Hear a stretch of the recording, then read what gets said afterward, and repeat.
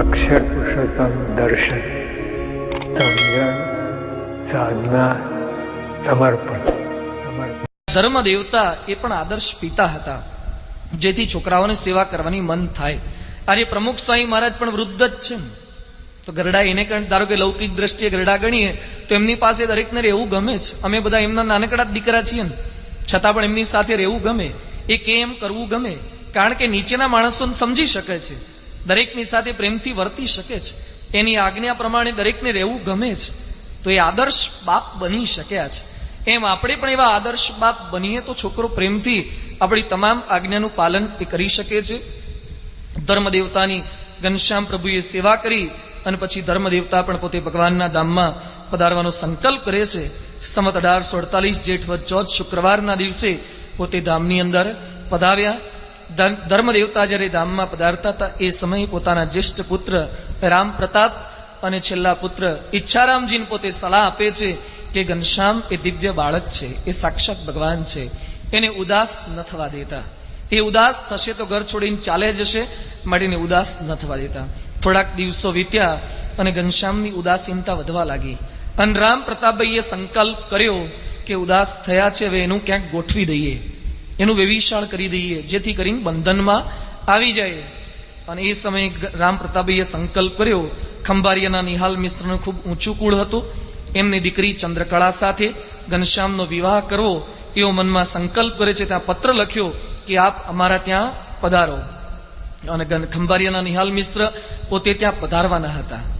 અને ઘનશ્યામને આનંદ હોવો જોઈએ ને, કારણ કે જોવા આવવાનું હોય કે જોવા જવાનું હોય એનો કેટલો આનંદ હોય છે. છોકરાઓ જયારે જોવા જવાનું અઠવાડિયાથી ક્લીન સેવ કર્યા કરે, જોવા જવાનું છે, અઠવાડિયાથી ક્લીન સેવ કરે એનો ઉમળકો હોય છે. આપણા ઘરે જોવા આવવાના હોય એનો પણ એક ઉમળકો હોય છે.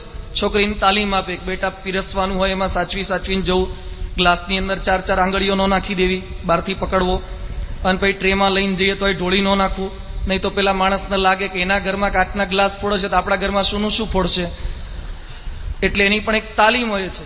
એ બધું શીખવાડીને મોકલતા હોય છે. આપણો છોકરાને લઈને કોકના ત્યાં જોવા જવાનું હોય ત્યારે પણ શીખવાડવું પડે. ત્યાં પલાઠી વાળીને સોફા પર ચડી ન જવાય, ત્યાં હાચવીને બેસાય. અને જેટલું કોઈ આવે, આઈસ્ક્રીમ આપ્યું હોય, જે કંઈ આપ્યું હોય એ કે આવવા જ દો, કે સારું બન્યું છે, ખાખા ન કરાય, બધું ત્યાં મૂકી રખાય. આ બધું એક વિવેક છે. આ બધું અમે કર્યું નથી હોય, એટલે તમને એમ લાગશે કે નિષ્ફળ ગયા હશે એટલે આ બધા આ બાજુ આવી ગયા હશે, પણ આ તો તમારા બધાના સફળતાના નિષ્ફળતાના અનુભવો છે. પણ આ બધું આનો એક ઉમળક હોય છે, આનંદ હોય છે. તો ઘનશ્યામને આનંદની જગ્યાએ એમને દુઃખ થયું, ઘરે આવ્યા જ નહીં. બપોરનો સમય થયો, જમાડવાનો સમય થયો, પણ ઘરે નથી આવતા. મહેમાન થાકીને છેવટે વિદાય લે છે, ઘનશ્યામ ના આવ્યા. રામ પ્રતાપ ગુસ્સે થઈ ગયા. રામ પ્રતાપ કે તું મોડો કેમ આવ્યો? નિહાલ મિશ્ર તને જોવા માટે આવ્યા હતા, તારે લગ્ન કરવાના છે, વેવિશાળ કરવાના હતા. એ કે મારે વેવિશાળ નથી કરવા. એ કે પણ લગ્ન કરવા હોય તો વેવિશાળ કરવા જ પડે, મારે લગ્ન પણ નથી કરવા. રામ પ્રતાપભાઈ ઘનશ્યામને કહે છે, ઘનશ્યામ તું નાનો છે એટલે નાદાનીમાં બોલે છે, મોટો થઈશ પછી કામ તને પીડશે, સ્ત્રી વગર નહીં રહેવાય, તું જીવન નહીં જીવી શકે, તું નાદાનીયતમાં બોલે છે. એ સમયે 10-11 વર્ષના ઘનશ્યામ કહે છે, ભૈયા હું નાદાનીમાં નથી બોલતો, મારું કામ તો અનંતને માર્ગેથી ઉગારવાનું છે, એમાં પડવાનું નથી. જો નાનકડા ઘનશ્યામના મોઢામાં શું શબ્દો હતા, ભાઈ શું સમજી શકે કે અનંતને આ માર્ગેથી શું ઉગારવાના છે? કારણ કે એ માયામાં પડેલા હતા. એને માયા પર કરવા માટે નાનકડો બાળક આવા શબ્દ બોલે એ કઈ રીતે સમજી શકાય? પછી ભાભીએ ઘનશ્યામને પ્રેમથી જમાડવા માટે લઈ ગયા. ઘનશ્યામ જમ્યા અને જમી લીધા પછી ઘનશ્યામ પોતે બોલ્યા કે ભાભી આજે તારા હાથનું આ છેલ્લું ભોજન જમું છું. સુવાસીની ભાભી કે હજુ તો લગ્ન નથી થયા અને બહુ ઉતાવળ આવી ગઈ પોતાના ઘરવાળાના હાથનું ખાવાની. ઘનશ્યામ કે આ માયામાં પડેલી ભાભીને કેમનું સમજાવું કે છેલ્લું ભોજન એટલા માટે નથી, હવે ઘર છોડીને જવાનું છે એના માટે આ છેલ્લું ભોજન કહું છું, પણ કેમનું સમજાવું? છેવટે ઘનશ્યામ એ હવે ઉદાસ બને છે, ઘર છોડવાનો પોતે સંકલ્પ કરે છે. જુદા જુદા નિમિત્ત એ ઊભા થતા જાય છે. એક સમયે પોતાના ઘરની પાછળ આવેલા અયોધ્યામાં ચંદ્રમૌલી મહાદેવના મંદિરની અંદર પોતે ત્યાં બપોરના સમયે વિરામ કરતા હતા. ત્યાં એક કાયસ્થ આવ્યો, શિવજી સમક્ષ પોતે ઉભો રહીને પ્રાર્થના કરે છે. ગાલ વજાડીને પ્રાર્થના કરતા કહે છે, હે પ્રભુ, માનવના જન્મની અંદર વિષય ભોગવવાની ઘણી ઝંખનાઓ, ઈચ્છાઓ રહે છે, પણ માનવ સહજ મર્યાદાઓ, સમાજની લાજ શરમ, એને લીધે વિષય પૂરતી માત્રામાં ભોગવી શકાતા નથી. તો હવે નવો જન્મ આપો એ મને લાંબ કર્ણનો આપજો. લાંબા છે કાન જેના તે એવો ગધેડાનો જન્મ મને આપજો, જેથી કોઈ ચિંતા જ નહીં. ગમે તેટલા દીકરા દીકરી થાય ને ભણાવવાની માથાકૂટની, સ્કૂલની એડમિશનની ફીની ચિંતા નહીં, એન્જિનિયરિંગમાં મૂકો, ડોક્ટરી લાઈનમાં મૂકો, છૂટાછેડા થાય કે ન થાય એને પરણાવવાની માથાકૂટ નહીં, અને ટેન્શન ફ્રી જીવન, વિષય ભોગવ્યા જ કરવાના. ઘનશ્યામના કાને આ શબ્દ પડ્યા અને ઘનશ્યામ કહે છે, આવો મનુષ્ય શરીર પ્રાપ્ત થયા પછી માણસો ગધેડાના જન્મની માગણી કરે છે. આવા અબુદ્ધ જીવોને મારે પ્રબુદ્ધ કરવા છે, આવા અસાવધ જીવોને મારે સાવધ કરવા છે. અને ઘનશ્યામ પ્રભુએ ગૃહત્યાગનો પોતે સંકલ્પ કર્યો અને ઘનશ્યામ ગૃહત્યાગ કરવા માટે હવે કૃત નિશ્ચય બન્યા છે. મલ્લ સાથેની જે કંઈ મારામારી થઈ હતી એમાં એક મલ્લને મારીને મલ્લના પિતાએ ફરિયાદ કરી, એને પણ નિમિત્ત બનાવે છે. નારદજી પ્રભુને પ્રાર્થના કરે છે, એને પણ નિમિત્ત બનાવે છે. પરંતુ મૂળ તો તેમનો હૃદયનો સંકલ્પ હતો. અને સંવત 1848 અષાઢ સુદ દસમ શુક્રવારના દિવસે ગૃહત્યાગ કરવા માટે તેઓ કૃત નિશ્ચય થયા. 11 વર્ષ 3 માસ અને 1 દિવસની ઉંમરે વિશ્વ કલ્યાણ અર્થે નીકળવા માટે એ પોતે ઘરેથી સવારે 3:30 વાગે નીકળી ગયા. અપૃષ્ટવા અગ્રજાદીન સ્વાન બંધુન પૌરમ ચ કંચન એકાકી નિર્યયોગેહા નિત્ય સ્નાનચ્છલેન સહ. સ્નાન કરવાના નિમિત્તે સવારે 3:30 વાગે એ ઘરેથી પોતે નીકળી ગયા છે. અને હવે પછી જે ઘનશ્યામ પ્રભુનો ગૃહત્યાગ એ જેણે દિલ્હી અક્ષરધામમાં નીલકંઠ યાત્રા ફિલ્મ જોઈ હશે ને એને હું વર્ણન કરતો જઈશ ને સાથે સાથે ઘરમાંથી કેમ નીકળે છે એ બધું દેખાતું જશે.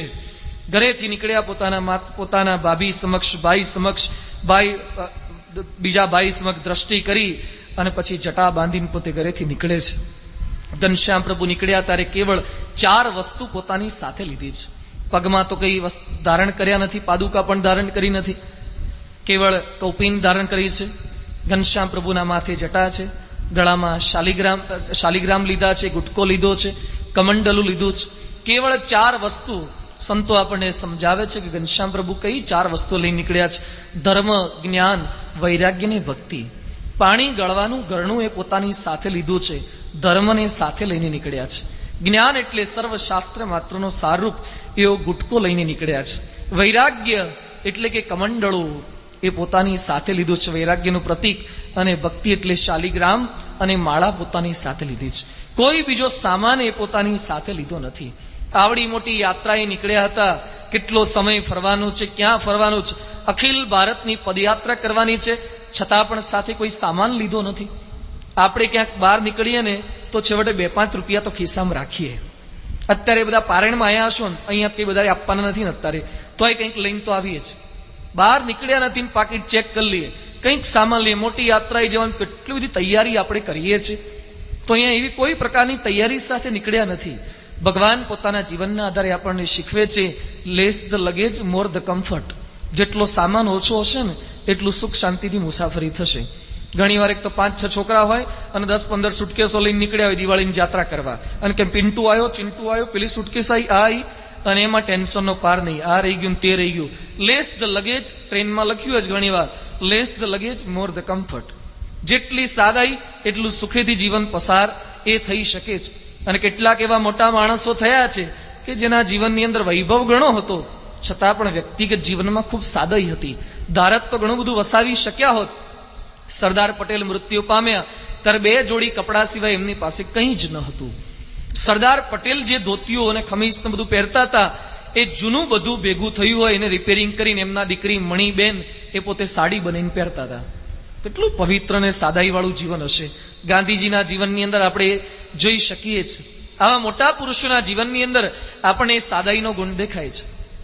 ગાંધીજીને ના ઓળખો છો ને બાળકો બધા? ઓળખો છો? ગાંધીજી પગની અંદર કઈ કંપનીના બૂટ પહેરતા હતા? ગાંધીજી કયા કંપનીનું જીન્સ પહેરતા હતા? ગાંધીજી ક્રોકોડાઇલનો બેલ્ટ પહેરતા હતા? ગાંધીજી વિવાલ્ડી ગ્વાલિયર દિગ્ઝામના શૂટિંગ પહેરતા હતા? ગાંધીજી રેબનના ગ્લાસ પહેરતા હતા? ગાંધીજીના માથા પર કઈ હેરસ્ટાઇલ હતી? સ્ટાઇલ વાળ હોય તો સ્ટાઇલ હોય ને, છતાં પણ ગાંધીજી નોટોના, ચલણી નોટોના ઉપર ગાંધીજીના ફોટા છપાય છે. આજકાલના નેતાઓ, અભિનેતાના ફોટા છપાય છે. પવિત્ર જીવન શું કામ કરી શકે છે? કાયમ માટે અમર કરી જાય છે. કપડાથી કાયમ માટે કંઈ અમર થવાતું નથી. ગમે તેટલા હારા કપડાં પહેરો, પછી કોણ ભાવ પૂછે છે? આજે માણસો મોટા ભાગનું આપણું પગારનું બજેટ, દિવાળી બોનસ કપડામાં જ જતું હોય. કપડાં પહેરવાની ના નથી, કોઈનું ગાડા ફરવાનું નથી કહેતા, પણ કેવળ રજોગુણ માટે જ ખર્ચો કરી રાખે અને લોકોના વાદે પણ આપણે જે વાદે ચડી જઈએ. પણ સાદાઈ કંઈક આપણા જીવનની અંદર હોય તો સુખ શાંતિથી રહી શકાય છે. આજે સ્વામી બાપાને બધા સંતો આ ભગવા કપડાં પહેરીને ફરીએ જ છીએ ને અમે, ક્યાં કોઈ ના પાડે છે? આપણે તમારે તો બધા કપડાં કેટલા જુદા હોય. આ સભામાં આવવાના જુદા, કાર્યકર હોય તો કાર્યકરની મીટિંગનો જબ્બો લેંગો જુદો, કોકની કાણ મોકાણમાં ગયા હોય તો એના કપડાં જુદા, કોકના લગ્નમાં ગયા હોય તો એના જુદા, સ્કૂલના જુદા, ફેક્ટરીના જુદા, વોકિંગ કરવા બરમુડો પહેરીને નીકળે, ચડ્ડો પહેરીને એ જુદા, જાત જાતના જુદા જુદા કપડાં પહેરે. અમે આ બધા એક જ કપડાં પહેરીને આખી દુનિયામાં બધા સંતો ફરે છે, તોય કોઈ ના પાડે છે? એવું નથી કે બધા આ પહેરી લો, પણ કહેવાય એ માગું છું કે આ કપડાથી પણ ચાલી શકે છે. અને તમારા ગમે તેટલા હારા કપડાં પહેરે તોય કોઈ સામે ન જુએ, અને લાખ માણસની વચ્ચે આ કપડાં પહેરીને જોઈએ ને તરત બધાની નજર જાય, એ નીકળ્યા કે તમારા લોકોને જોવડાવું જ છે ને તો આ પહેરે ને તો એ લોકો સામે જુએ છે. અને તમે ગમે તમારે એક તો સિલાઈની માથાકૂટ, એક તો સારામાં સારું કપડું લો તો એ સિલાઈના પૈસા આપવાના, આમાં સિલાઈની કોઈ માથાકૂટ ખરી? કોઈ ચિંતા મોટે ભાગે સિલાઈની આમાં રહેતી જ નથી. બીજી વિશેષતા, તમારું લાખ રૂપિયાનું કપડું હોય ને તો એ નીચે વાળું ઉપર કામ ન લાગે ને ઉપર વાળું નીચે કામ ન લાગે. લાગે? અમારું નીચે વાળું ઉપર પહેરે ને ઉપર વાળું નીચે પહેરાય.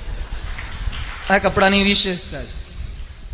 તો હવે એવું નથી કે કપડા તમે કયા પહેરો, અમારે ઓઢવામાં કામ લાગે, ધોવામાં કામ લાગે, લૂછવામાં કામ લાગે, માથે ઓઢવામાં, બધે દરેક જગ્યાએ કામ લાગે. ઓલ ઇન વન છે. હા, બધું આમાં આવી જાય તો એ સુખીથી જીવન જીવાય. ક્યાં કોઈ ના પાડે છે? આપણને ચાલી શકે છે, પણ આપણે ઘણીવાર ખોટો ખોટો ખર્ચો લોકોના વાદે કરીને સત્સંગી થયા પછી પણ એમાં જ મોટાભાગની જીદ ને ઝઘડા ને બધું એમાં એ થયા કરતું હોય છે. આપણા ભગવાન એ ઘરેથી નીકળ્યા ત્યારે જ આપણને જોજો, ઘનશ્યામની યાત્રા જોજો, નીલકંઠ યાત્રા, એક એક ડગલે ડગલે પોતાના તમામ બાળકો, યુવકો, બહેનો, ભાઈઓ, સાધુ, સંન્યાસી, દરેકનું જીવન કેવું હોવું જોઈએ એનો ઉપદેશ આપતા જશે. એક આદર્શ નાગરિક તરીકે બની શકાય ભારતના, એ પણ સાથે સાથે ડગલે ડગલે એ આપણને સંદેશ આપતા જશે. એક પ્રકારની અસ્મિતા, એમનું પ્રત્યેક પગલું એ આપણા મનની અંદર જાગૃત કરાવી શકે છે. એવા પ્રભુએ સરયુ તટે પોતે પધાર્યા અને પેલા રાક્ષસને નિમિત્ત બનાવી અને પોતે પછી સરયુના જળની અંદર પોતે પડ્યા. સરયુ પસાર કરીને સામેના તીરે પોતે પહોંચે છે. ઘનશ્યામનો ગૃહ ત્યાગ થયો. ઘરેથી નીકળી ગયા સુહાસિની, ભાભી, રામ પ્રતાપભાઈ, ઈચ્છારામ એ બધા વિરહની અંદર જુરે છે, વિલાપ કરે છે.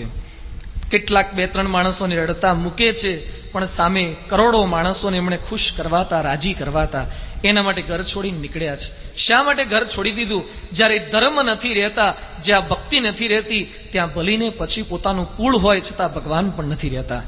ઘણી વાર ઘણા કહે છે ને ભગવાનનું કુળ. ભગવાનનું કુળ શું? ધર્મ ને ભક્તિ હોય તો ભગવાન રહે છે. ધર્મ અને ભક્તિ નથી, ભગવાન ત્યાંથી પોતે નીકળી જાય છે. ઘનશ્યામે ગૃહ ત્યાગ કર્યો. શા માટે ગૃહ ત્યાગ કર્યો? તેમનો ગૃહ ત્યાગ વિશિષ્ટ અને વિરલ એ કઈ રીતે છે?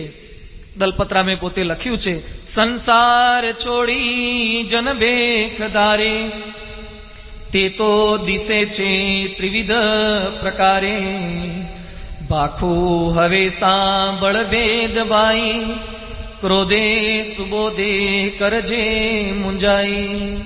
માણસો ગૃહ ત્યાગ કરતા એના ઘણા બધા નિમિત્ત હોય છે.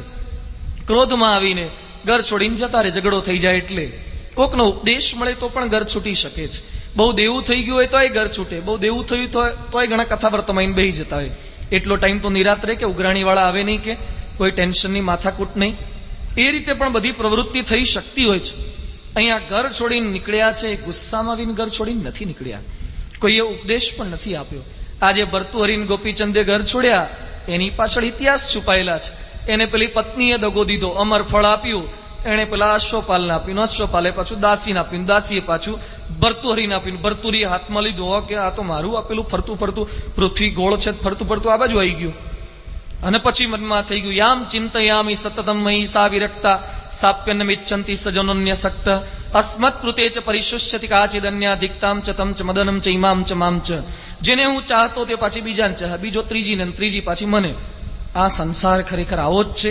હવે આમાંથી ત્યાગી થવું જોઈએ. ઘનશ્યામ પ્રભુને કોઈ ચંદ્રકળાએ પ્રેમ કર્યા પછી આવો દગો નહોતો દીધો, એટલે ગૃહ ત્યાગ કરીને નીકળ્યા હોય. આવો કોઈ દગાની ભાવના જ નથી જન્મી.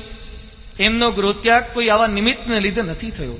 ગોપીચંદને એના માતુશ્રીએ શબ્દ કીધા હતા કે બેટા તારી કાયા પણ રાખમાં રોળાઈ જશે, માટે તું પણ ત્યાગી થઈ જા, ફકીરી લઈ લે. એટલે એ પણ નીકળ્યા છે. અહીંયા આમને કોઈ એવો સદુપદેશ પણ નથી આપ્યો. કેવળ પોતાના કલ્યાણ માટે નહીં, અનંતના કલ્યાણ માટે ઘર છોડીને પોતે નીકળ્યા છે. અનંત લોકોના સંપર્કમાં આવશે. વિકટ વાટ તેઓએ પસંદ કરી છે. જંગલના માર્ગે જવાનું છે. નાની ઉંમર છે, 11 વર્ષે નીકળ્યા છે. જો ઘનશ્યામનો ગુરુ ત્યાગ 11 વર્ષે થયો છે. આજે 40-50 વર્ષે આપણે સભામાં આવવું હોય ને, અને સંતો કંઈક સભામાં આવતો હોય એ કે સ્વામી અમારી સોસાયટીમાં બીજું કોઈ આવતું નથી, હું એકલો પડી જઉં છું. 40-50 વર્ષે આપણે સભામાં આવવા માટે એકલા પડી જઈએ. અને ઘનશ્યામ પ્રભુ 11 વર્ષે ઘર છોડીને નીકળે છે. તેમને જંગલની અંદર પશુ પક્ષીઓની બીક નહીં લાગી હોય, પણ એની વચ્ચે પણ સંકલ્પ કર્યો તો કે મારે કંઈક કાર્ય કરી બતાવવું છે. વન વિચરણનો પોતે પ્રારંભ કરે છે. વનની અંદર પ્રકૃતિના તત્વો એ ઘનશ્યામ પ્રભુને પોતે આવકારે છે. વિચરણ કરતા કરતા હિમાલયની વાટ તેઓને લેવાની હતી. રસ્તામાં હનુમાનજી પોતે પ્રગટ થયા. હનુમાનજી પ્રભુની પાસે પધાર્યા અને પ્રભુને કહે છે કે પ્રભુ આપ વિચરણ કરવાના છો તો હું પણ આપની સાથે સેવામાં જોડાઈશ. નીલકંઠ પ્રભુની સાથે જોડાય છે. હવે ઘનશ્યામને આપણે નીલકંઠ તરીકે ઓળખીએ છીએ. શા માટે નીલકંઠ? નીલકંઠ તો મહાદેવજીનું વિશેષણ છે. જેઓએ વિષ પોતાના ગળાની અંદર રાખી મૂક્યું હતું, નીલો છે કંઠ જેનો, તે એને નીલકંઠ કહેવાય છે. તો સ્થૂળ દ્રષ્ટિએ ભગવાન સ્વામિનારાયણે કોઈ વિષનું એ રીતે કંઈ પાન નહોતું કર્યું, છતાં પણ એને નીલકંઠ કેમ કહેવાય છે? જેમ શિવજીએ સાગરનું મંથન થયા પછી જે વિષ ઉત્પન્ન થયું એ વિષને પચાવ્યું છે, એમ સંસારને પણ સાગરની ઉપમા આપી છે. સંસાર સાગર, સંસાર રૂપી સાગરનું મંથન કરવાથી એ પતિ પત્ની મંથન કરે તો એમાંથી વિષ ઉત્પન્ન થાય. ભાઈ ભાઈના મંથનથી વિષ ઉત્પન્ન થાય. પરસ્પરના સંબંધીઓમાંથી જે વિષ ઉત્પન્ન થાય એ વિષને જે પચાવી જાણે છે અને લોકોને અમૃત માર્ગે દોરે છે એને પણ નીલકંઠ કહેવાય છે. એટલે આપણે એને નીલકંઠ કહીએ છીએ. પેલું વિષ તો એક વખત દરિયામાંથી ઉત્પન્ન થયું. આ વિષ તો ડગલે ને ડગલે પતિ પત્ની વચ્ચે ઉત્પન્ન થાય, ભાઈ ભાઈ વચ્ચે ઉત્પન્ન થાય, સાસુ વહુ વચ્ચે વિષ ઉત્પન્ન થાય છે. એ વિષને જે પચાવનારા એ નીલકંઠ કહેવાય છે. હવે નીલકંઠની સાથે હનુમાનજી પોતે રહેવાનો સંકલ્પ કરે છે.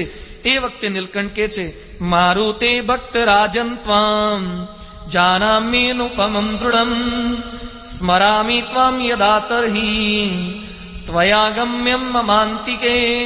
હું જાણું છું કે આપ સાચા સેવક છો, અનુપમ ભક્ત છો, પરંતુ સ્મરામી ત્વામ યદા તર્હિ, હું જ્યારે આપને યાદ કરું ત્યારે આપ મારી સેવામાં જોડાઈ જશો. બાકી અત્યારે સાથે સાથે ચાલવાની કોઈ જરૂરિયાત નથી. હનુમાનજી નીલકંઠવણીના પ્રારંભમાં સેવામાં આવી ગયા હતા. અખંડ દાસ બનીને પોતે રહેલા છે. મર્યાદા પુરુષોત્તમની સેવા કરી હતી અને પુણ્ય ઉદય થયા અને પૂર્ણ પુરુષોત્તમ નારાયણની સેવા કરવા માટે પોતે આવી જાય છે. નીલકંઠ પ્રભુ કહે છે કે ભવિષ્યમાં જ્યારે જરૂર પડશે ત્યારે સંકલ્પ કરું ત્યારે હાજર થઈ જજો. વિચરણ કરતા કરતા નીલકંઠ વણી એ સંધ્યા સમયે કમલેશ્વર મહાદેવના મંદિર સમક્ષ પોતે પધાર્યા. મઠ હતો, એ મઠની સામે એક વૃક્ષ હતો. વૃક્ષ નીચે પોતે બેઠા છે. ધ્યાન મગ્ન એમની મુખાકૃતિ લાગી રહી છે. આશ્રમના મહંતે જોયું નાનકડો એક બાળક ફરતો ફરતો ભૂલો પડેલો કદાચ અહીંયા આવી ગયો છે. આશ્રમના મહંત એની પાસે જાય છે કે દીકરા તો અહીંયા તપ કરી રહ્યો છે, પરંતુ આ જગ્યા ખૂબ વિકટ છે, ખૂબ ભયાનક પરિસ્થિતિ અહીંયા રાત્રે સર્જાય છે. શું થાય છે? એક અહીંયા રાત્રે શેર આતા હે, સિંહ આવે છે અને અહીંયા એ ખાઈ જશે, મારી નાખશે તને, મૃત્યુ આવી જશે. એ મૃત્યુ થકી બચવા માટે તું અંદર આવી જા, આશ્રમની અંદર આવી જા, તો તું મૃત્યુ થકી બચી શકીશ. અને નીલકંઠ જે જ્ઞાન આપે છે, 11 વર્ષનો બાળક, વર્ષોથી આશ્રમની મહંતાઈ કરનારા, ચેલાઓનું પરિપોષણ કરનારા, એને ઉપદેશ આપતા કહે છે સંતાઈ પેઠે નહીં મોત મૂકે, ચૂકવવાથી નહીં મોત ચૂકે, અનેક દોરા 10 હાથ બાંધે, આયુષ્ય તૂટે નહીં કોઈ સાંધે. રાજા જુઓ વૈદય અનેક રાખે, આરોગ્ય થાવા બહુ ચીજ ચાખે. જીવાડવા જત્ન ગણા કરે છે, તે તો ગણા બાળપણે મરે છે. આયુષ્ય તૂટે નહીં કોઈ સાંધે. તમે મને અંદર લઈ જશો એટલે મૃત્યુ નહીં આવે. અંદર ગયા પછી પણ મૃત્યુ આવવાનું હશે તો આવવાનું જ છે, એને કોઈ ટાળી શકતું નથી. ગમે તેટલા દોરા બાંધો, હાથે બાંધો, પગે બાંધો, ગળે બાંધો, બધે બાંધો, છતાં પણ મૃત્યુ આવશે જ. છતાં પણ સમાજની અંદર અંધશ્રદ્ધા છે, એટલે મૃત્યુ થકી બચવા માટે દોરા બાંધશે, માનતાઓ, આખડીઓ, જાત જાતનું બધું માણસો કરતા હોય છે. આ જાત જાતના કાળા દોરાની તો ફેક્ટરીઓ જ બંધ કરી દેવા જેવી છે. એટલા દોયડાઓ બધા, ઘણી વાર છોકરાના ત્યાં ઘર જઈએ ને, ઘરે હરિભક્તોના ઘરમાં નાના દીકરાને એટલા દોયડા બાંધ્યા હોય ને, હાથે બાંધ્યા હોય ને, પગે બાંધ્યા હોય ને, અહીંયા કમરે બાંધ્યા હોય ને, કંઈક થઈ જશે કે સ્વામી હચવા માટે ને, ઝાડા પેશાબ થઈ ગયા છે, દાંત આવે છે, દોરડા બાંધ કરે છે. એક બળદિયાને બાંધ્યો હોય ને એટલા દોયડા છોકરાને બાંધી દેશે. તો દોરા બાંધવાથી કઈ કાયમ માટે સારું થવાનું છે? તો ડોક્ટરોના બધા ધંધા જ બંધ થઈ જાય ને. એ જાત જાતની એટલી માનીનતા આપણી અંદર બધી રહેતી હોય છે. મૃત્યુ થઈ જાય, કંઈક પાછું આપણને વળગે કરે તો રોડ પર જતા હોય પેલા કોકે નહીં કુંડાળું કરેલું હોય ને, પેલું માટલી મૂકી હોય, કંઈક દીવો કરેલો હોય, એ કે જોજો કુંડાળામાં પગ ન પડી જાય. આ કુંડાળામાં આખા અમે પડી ગયા તોય કશું થતું નથી. કુંડાળાની તાકાત છે. સ્વામિનારાયણના ઉપાસક થયા પછી કંઈ કરી શકે. એટલે મારો કહેવાનો આશય નથી કુંડાળામાં જઈને ઉભા રહેવું, પણ કહેવાય એમ માંગુ છું કોઈ પ્રકારની એવી બીક, અનંતની આશરો થયા પછી મૃત્યુ આપણને શું કરી શકવાનું છે? ભગવાન અને સંતના આશ્રય બેઠા છે. વડાપ્રધાન મનમોહનસિંહ સાથે ઓળખાણ થઈ, અરે પોલીસ કમિશનર તમારા મિત્ર હોય, પછી પેલા ચકલી જમાદાર ઠોલાથી ડરવાની શું બીક છે? એનાથી શું ડરવાનું? એ આપણું શું બગાડી શકવાના? જેનો આશરો આપણને અનન્ય આશ્રય થયો હોય તો આવી જાત જાતની માનીનતા આપણને રહ્યા જ કરતી હોય છે. બીજું બધું દોરા ધાગામાં બધે એટલી શ્રદ્ધા અંધશ્રદ્ધા રહ્યા કરે. કાળી ચૌદસ આવે ને કકડાટ કાઢે ઘણા. અહીંયા છે રિવાજ તમારે વડા બનાવે અને વડા બધાને બહાર મૂકી આવે, પછી શું કર્યું? એ કે કકડાટ કાઢી આવ્યા. સ્વામિનારાયણના ભક્ત બન્યા પછી કકડાટ શેનો રેત કાઢવા જાઓ છો? કકડાટ આપણા ઘરમાં શેનો? એટલા બનાવીને ખાઈ જાઓ ને. તો કકડાટ આપણે વડા બહાર કાઢવાના હોય? આ જાત જાતનું મૃત્યુની બીક ને બધું એવું બધું રહેતું હોય છે, મલિન ભાવના. એટલે કે છે મૃત્યુ આવવાનું હશે તો કઈ ગમે તેટલી સાધના પ્રયત્ન કરશો એ મૃત્યુ આવશે જ. આ લોકનું નામ મૃત્યુ લોક છે. વાસણ સ્ટોલ લખ્યું હોય તો વાસણ મળે જ, કાપડનું માર્કેટ લખ્યું હોય તેમાં કાપડ મળે જ. એમ જે નામ હોય એ માલ અંદર હોય જ. મૃત્યુ લોક છે તો અહીંયા મૃત્યુ આવે જ. એકવાર એક મહાત્માને એક ભક્તે પૂછ્યું કે સ્વામીજી આ લોકમાં નિશ્ચિતમાં નિશ્ચિત શું? એ કે મૃત્યુ.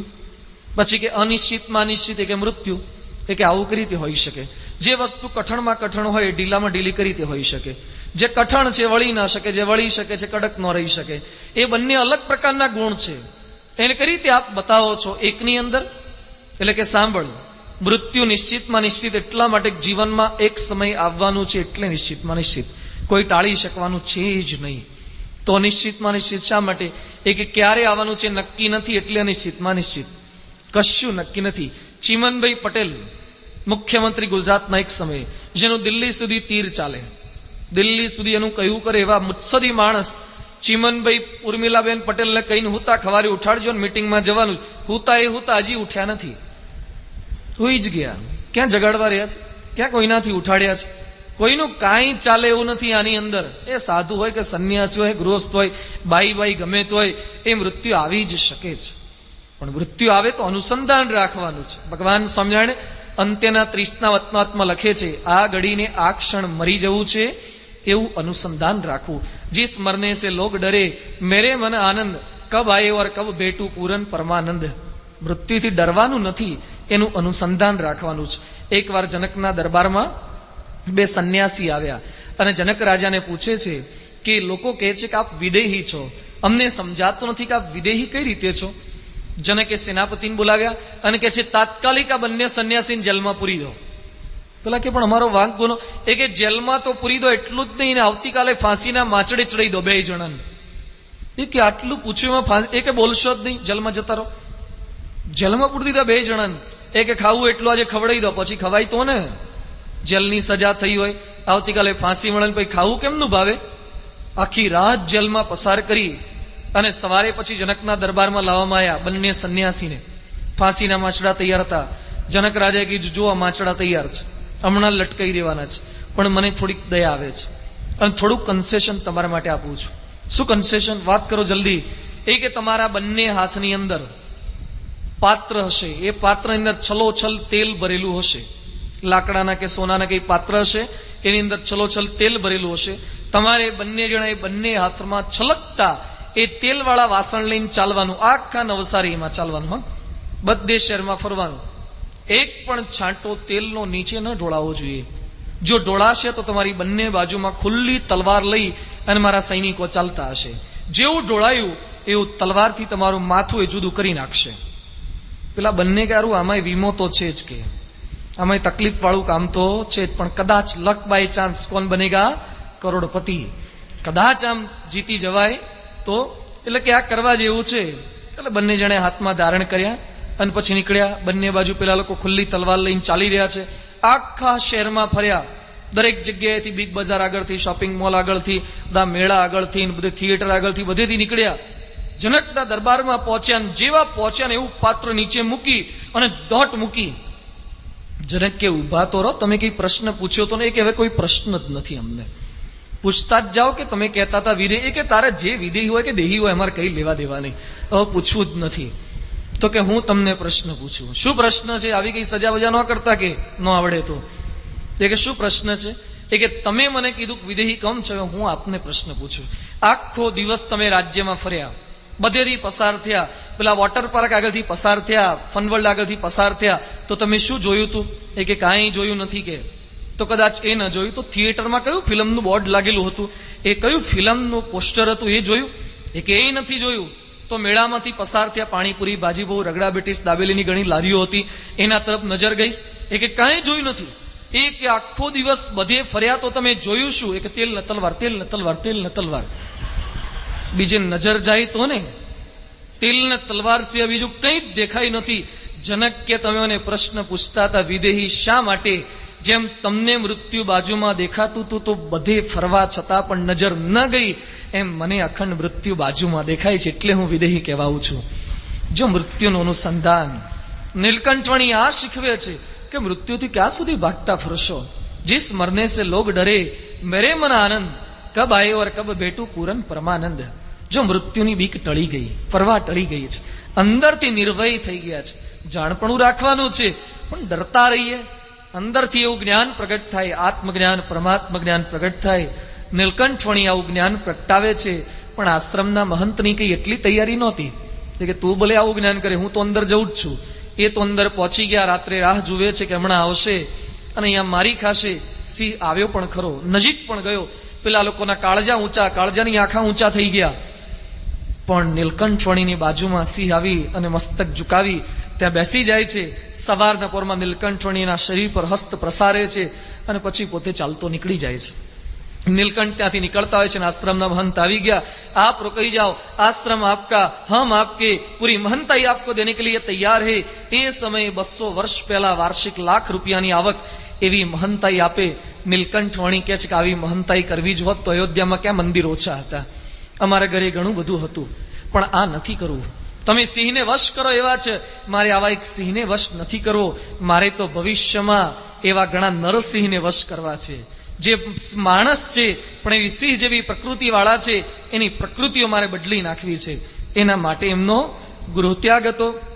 આ રીતે પ્રથમ જ પરિચય, ફર્સ્ટ ઇમ્પ્રેશન જ આવી દિવ્ય પાડી અને પછી વન વિચરણમાં પોતે આગળ નીકળી રહ્યા છે. અક્ષર પુરુષોત્તમ દર્શન, સમજણ, સાધના, સમર્પણ.